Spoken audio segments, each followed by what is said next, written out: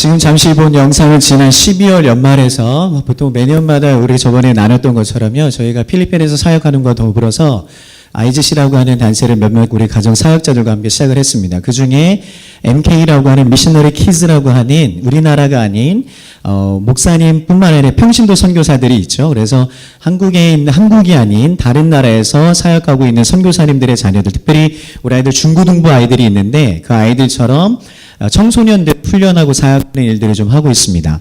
작년에는 12월 26일부터 해서 1월 4일까지 40명의 아이들이 한국에서는 오지 못했고 한국에 나중에는 우리 유민이가 졸업하기 전에 한번 오면 좋겠다는 생각을 좀 하고 있습니다. 유민아 와라. 이번에는 태국에서 할 거야, 올해는.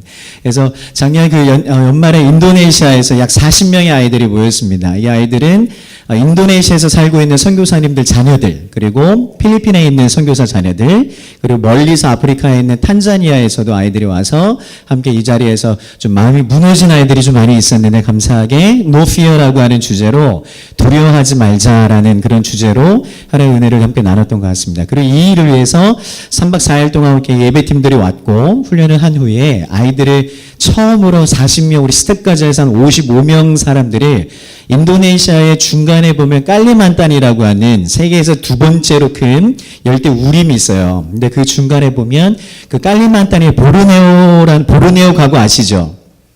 너무 진지한가요, 오늘?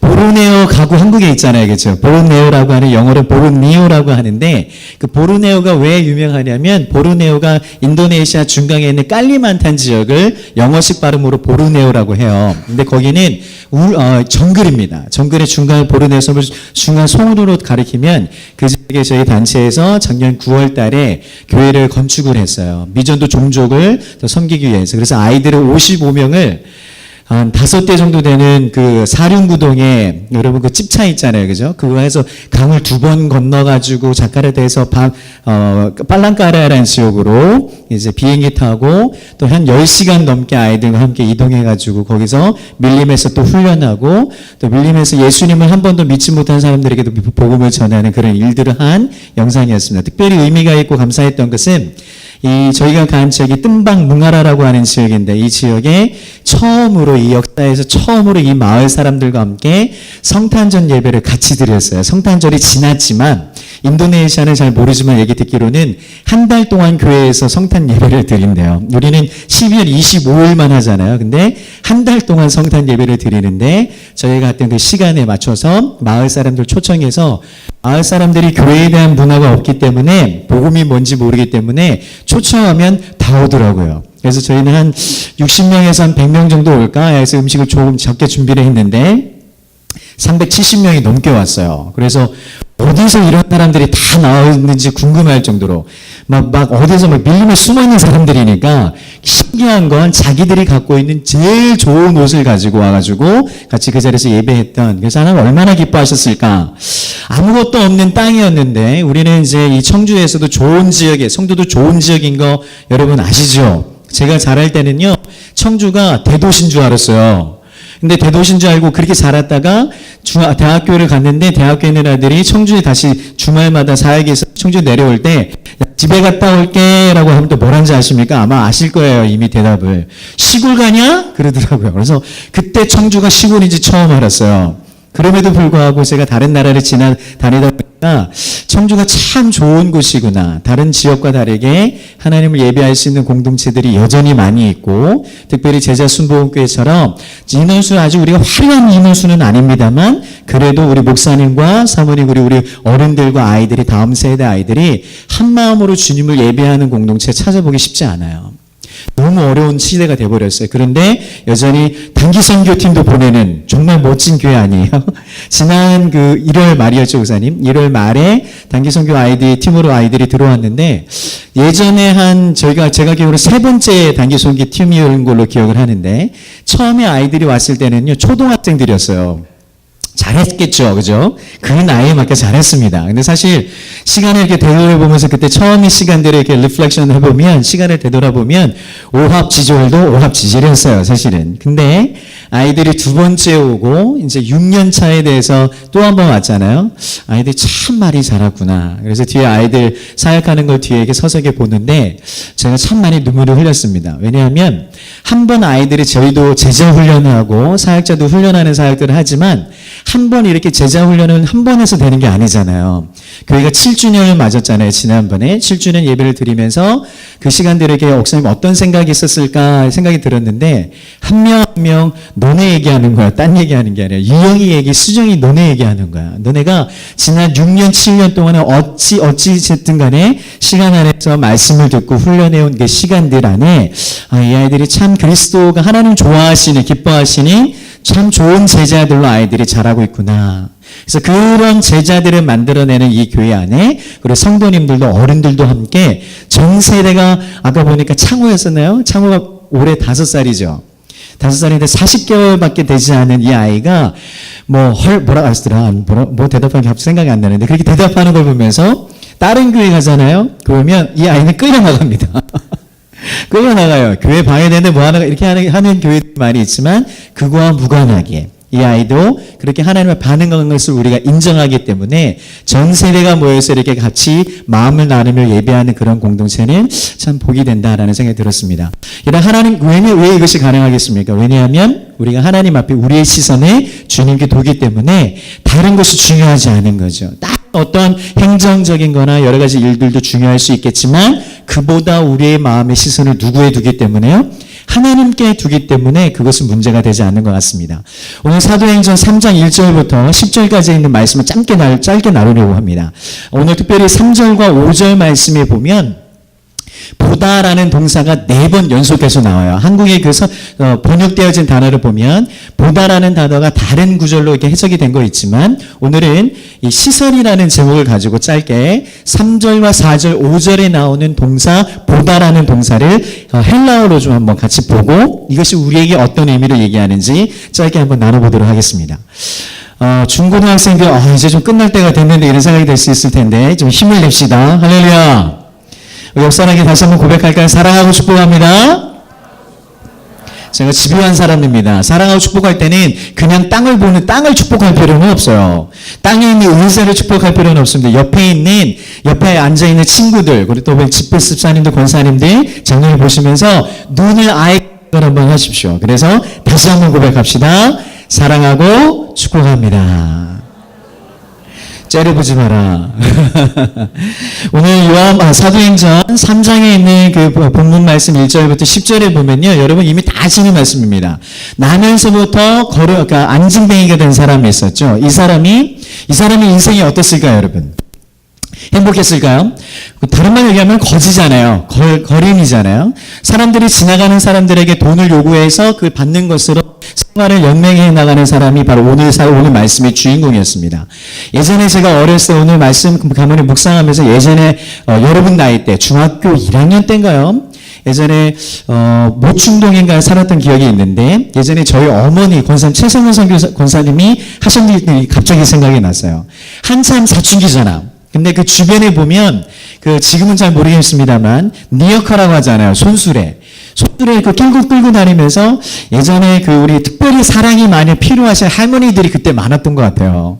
더운 여름인데도 어떻게 막 옷을 겨울 잠바를 입고 다니시는 할머니 할아버지 중에 좀 이렇게 구걸하시는 좀 힘들게 사시는 분들이 많았던 것 같아요. 근데 중학교 1학년 때 기억하는데 집에 술에 엄청 이상한 쓰레기를 막 싣고 다니는 할머니였던 걸로 기억이 나는데 얼마나 꼬질꼬질하신지 얼굴에 때가 안 봐도 새카마신 거예요. 근데 하루는 저희 어머니가 제가 집에 돌아왔는데 최성원 권사님이 그 할머니를 니어커를 그 집 앞에 두게 하시고 안 들어간다는 거예요. 집에 들어가자고 하니까.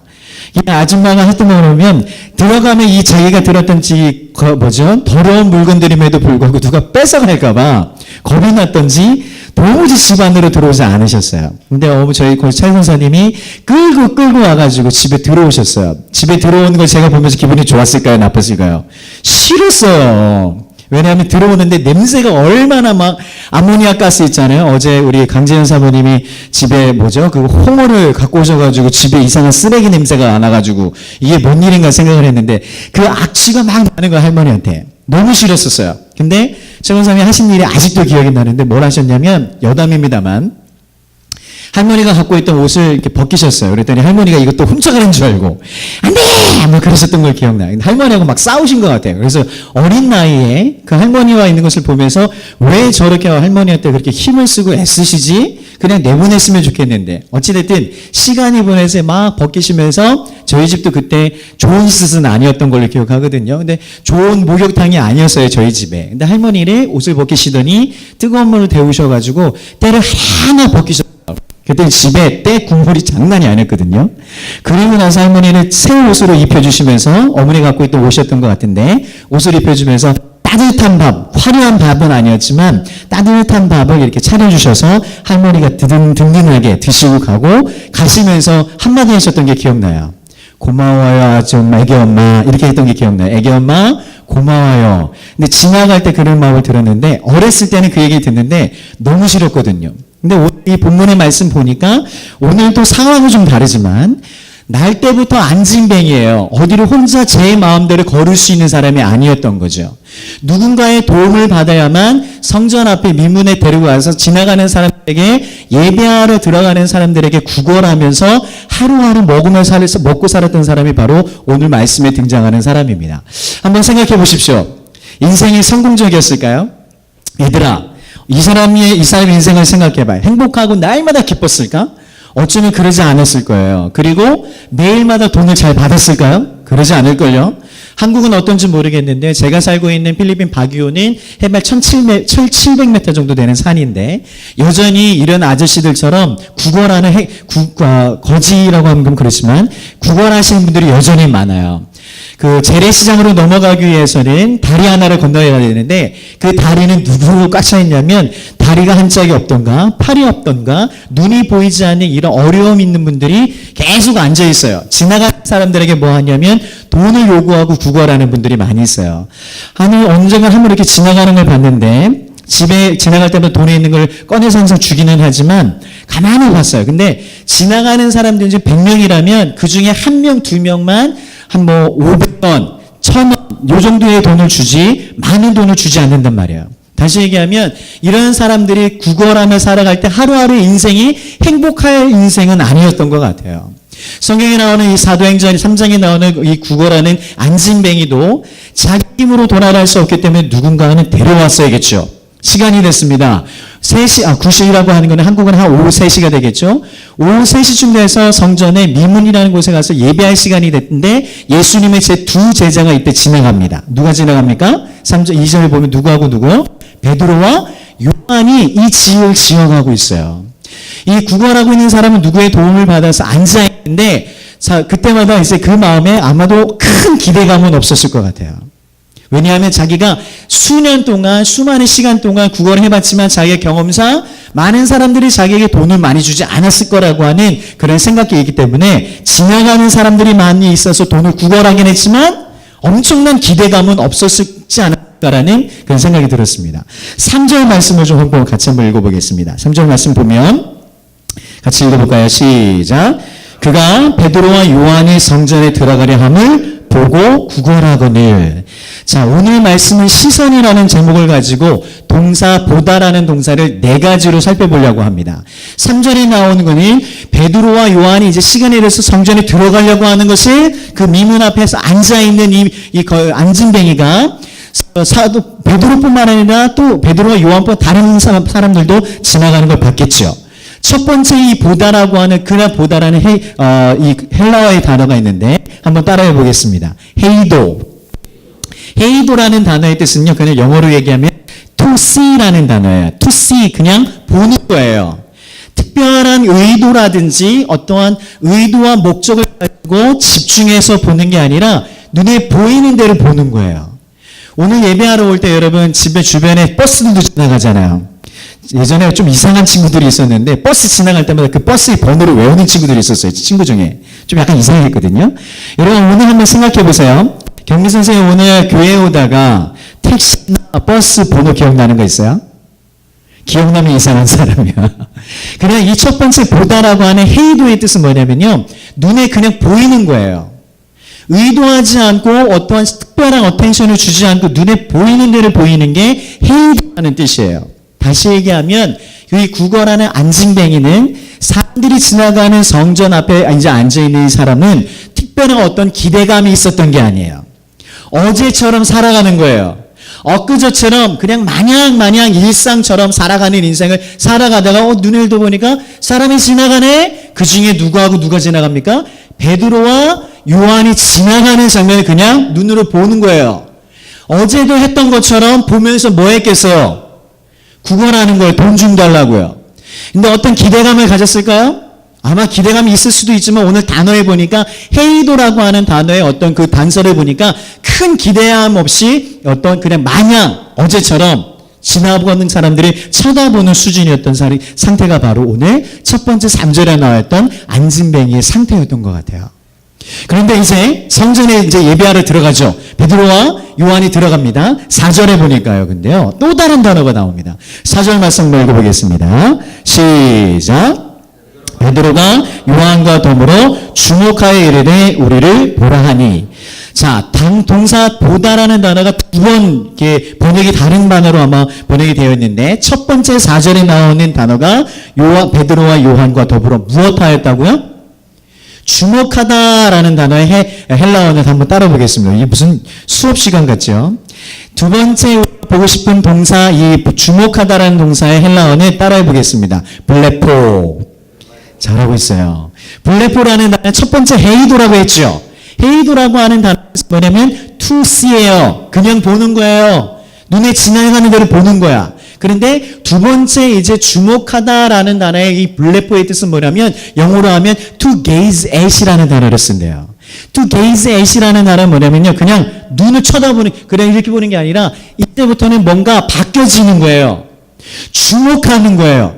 제가 유행어를 gaze at 한다고 한 얘기는 다른 거 보지 않고 하나의 시선에 집중한다는 걸 얘기합니다. 근데 재밌습니다. 누가 주목했다고요? 안진뱅이가 주목한 게 아니라 그 다른 베드로와 요한이 앉아있는 이 안진뱅이에게 주목하고 있다고 얘기해요. 오히려 반대가 돼야 되는 거 아닌가요? 오히려 안진뱅이가 블레포라고 하는 게이즈에 주목하는 존재는 바로 이 대상은 바로 안진뱅이가 되어줘.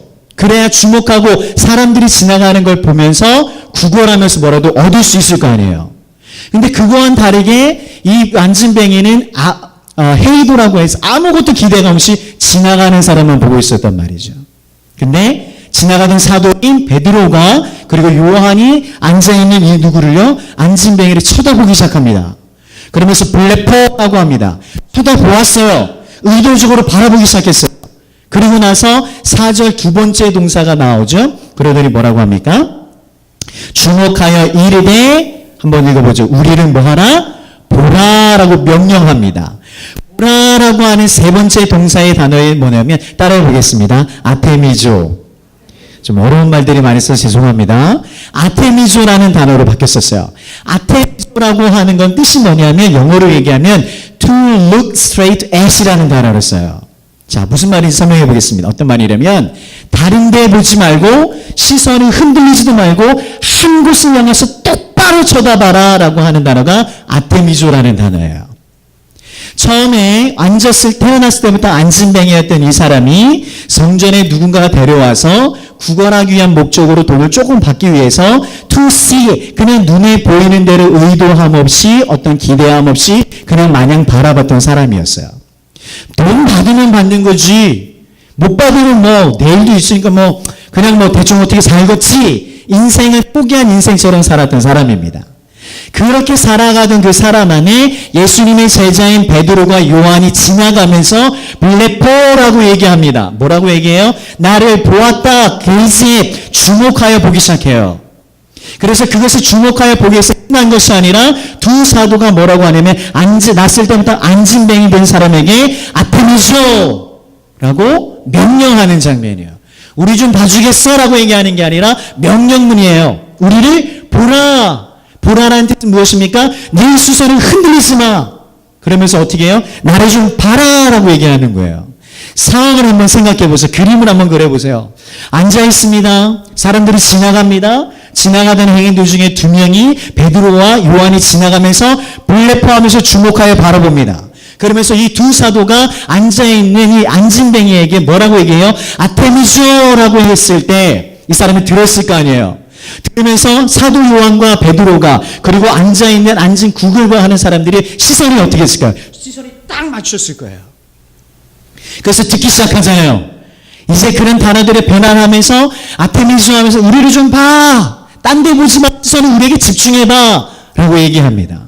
어떤 뜻이었을까요? 이제 안진뱅이는 의미 없이 기대감 없던 사람이었지만 그러한 단어를 들으면서 우리 좀 봐봐. 라고 했을 것. 그 얘기를 들었을 때 마음의 변화가 좀 생겼을 거예요.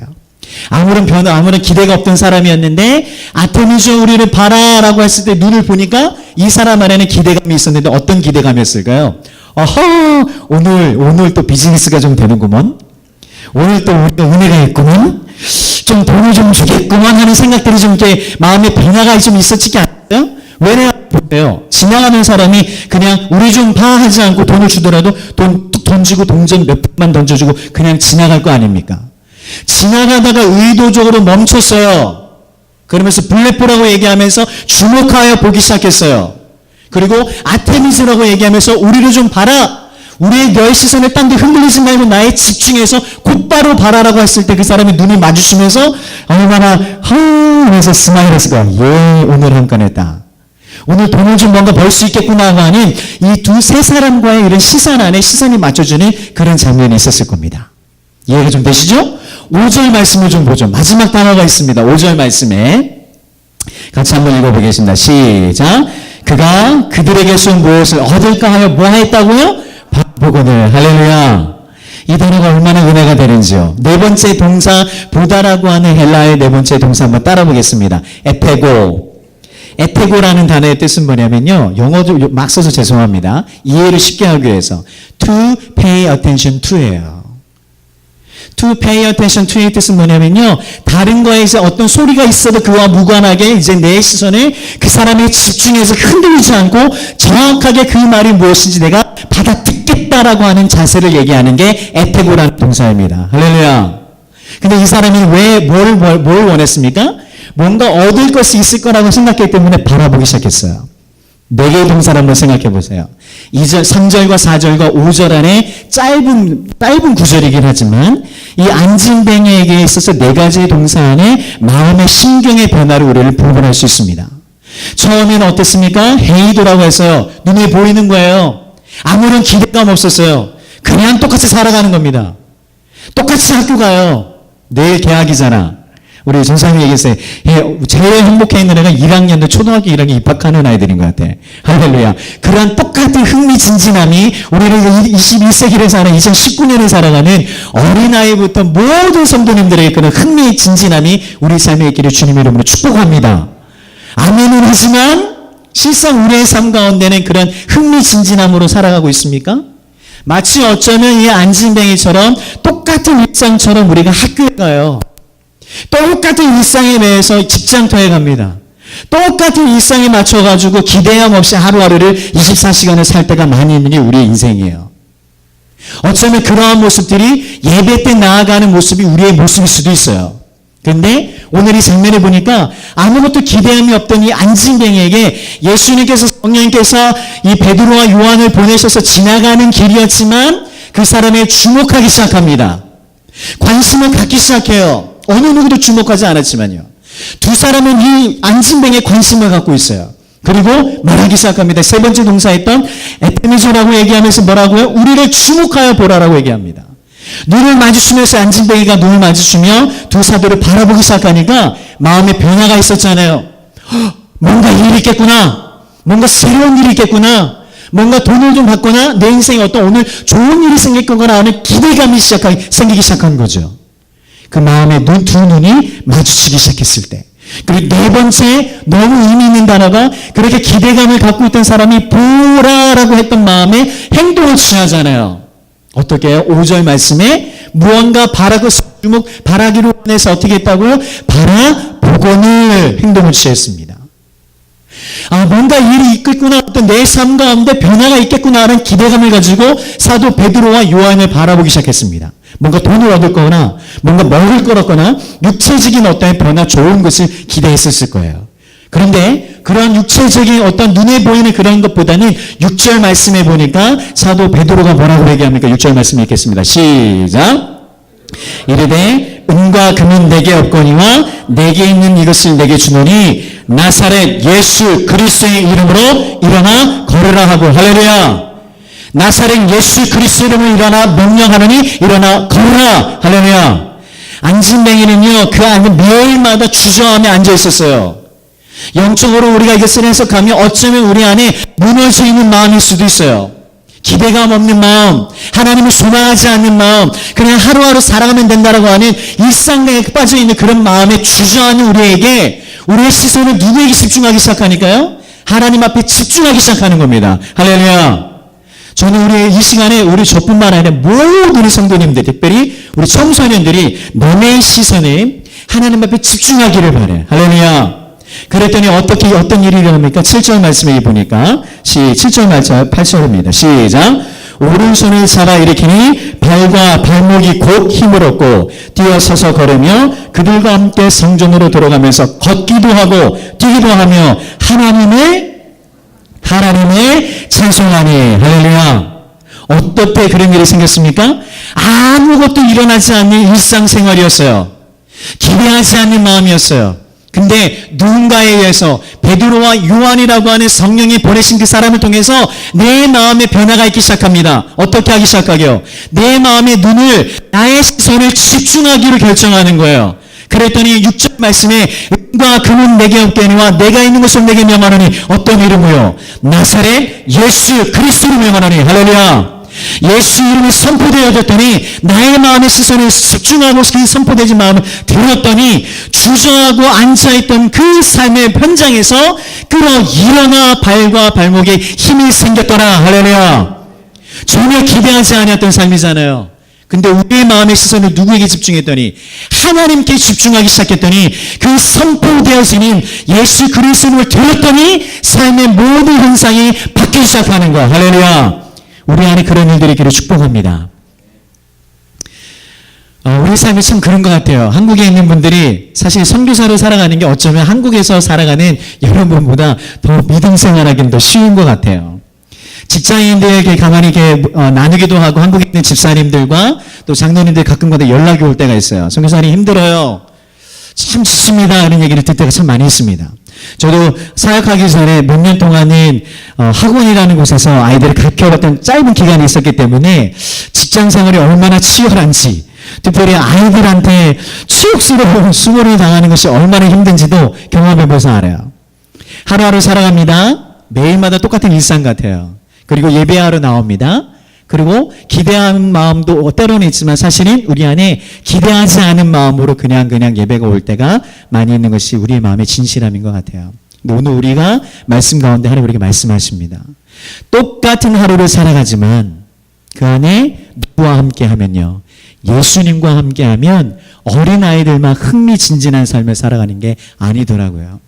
나이가 30이 돼서도요, 나이가 40이 돼서도, 그리고 70이 되고 80이 되셔도 하나님과 함께 내 마음의 시선을 하나님께 집중한다면 하나님은 내 인생 가운데 어떻게 원하시는 삶의 형태가 무엇인지를 발견하면 여전히 몸은 아파도 여전히 삶의 형태는 똑같아요. 재정적인 어려움 많아요. 진로의 문제 많아요. 공부 여전히 공부하고 싶은데 마음대로 안 돼. 그잖아, 그지, 얘들아. 얼마나 공부하고 싶은데 막 공부 열심히 하려고 하는데 갑자기 엄마가 와가지고 공부해! 그 소리만 들으면 왜 마음이 확 사라지는지. 똑같은 상황이잖아요, 그죠? 그러나 오늘 성경이 우리에게 말씀해 주는 것처럼 우리의 마음의 시선이 하나님께 집중했더니 그 마음에 집중한 마음이 나사렛 예수 그리스도 이름이 선포되기 전에 그 말씀을 믿었을 때 우리는 여전히 상황은 여전히 똑같지만 우리의 삶에서 일어날 수 있는, 마치 안진뱅이가 예수 그리스도 이름이 선포되는 그 이름을 듣고 그 무너져 있던 인생에 한 번도 꿈이 없이 살았던 그 인생의 삶의 현장에서 발과 발목이 힘이 나서 일어나서 하나님을 찬양하기 시작했던 것처럼 우리의 삶도 그리 되기를 믿음으로 축복합니다. 옆 사람 인사하시겠습니다. 격려하십시다. 우리의 시선을 주님께 집중해 봅시다.